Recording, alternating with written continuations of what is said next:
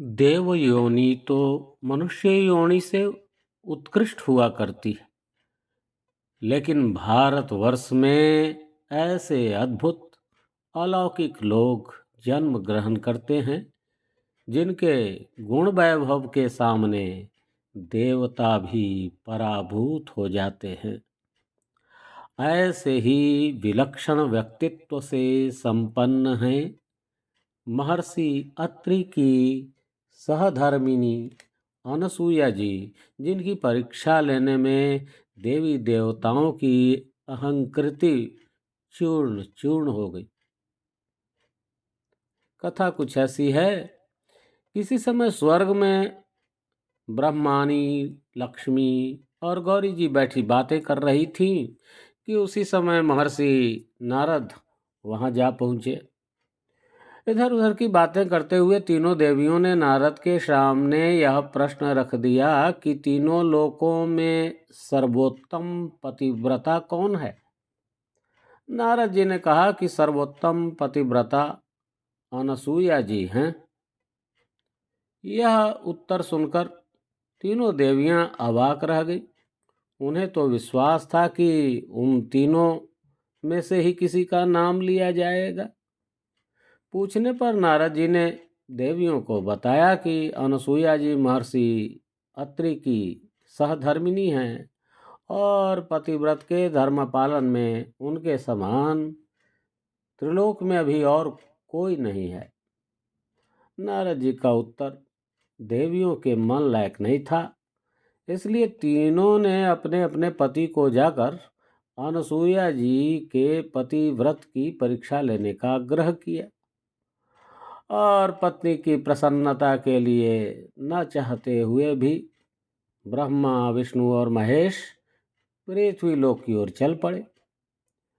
जब महर्षि अत्रि कहीं बाहर गए थे, उसी समय अवसर देखकर ब्रह्मा, विष्णु, महेश ने साधु रूप धारण करके उनके आश्रम में प्रवेश किया और भोजन की मांग की।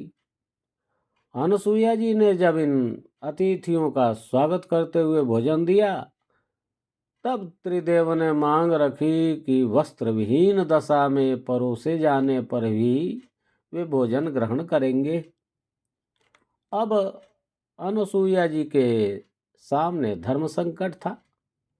मना करने पर अतिथियों के भोजन किए बिना लौटने से धर्म की हानि होती और शर्त मानना पतिव्रत के विरुद्ध था। क्षण भर के लिए उन्होंने चिंतन किया और नारी का जब चरम विकास होता है, तब मातृत्व की पराकाष्ठा छोड़कर और कुछ नहीं रह जाता। बस फिर क्या था।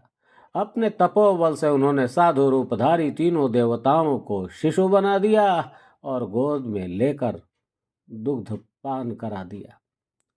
6 महीने तक पालने में झूलाते हुए अनसुईया जी त्रिदेव को मातृ स्नेह से सिंचित करती रहीं और उस मातृत्व शक्ति के सामने शिशु बनाए गए त्रिदेव कुछ नहीं कर सके।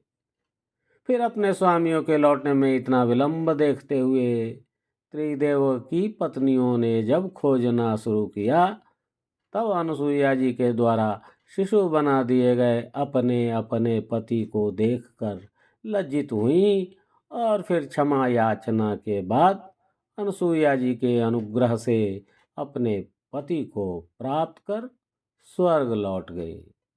इस तरह अपने सतीत्व बल, तपोबल और मातृत्व बल से अनसुईया जी ने सदा के लिए त्रिभुवन में पूजनीय सती देवी का स्थान प्राप्त किया।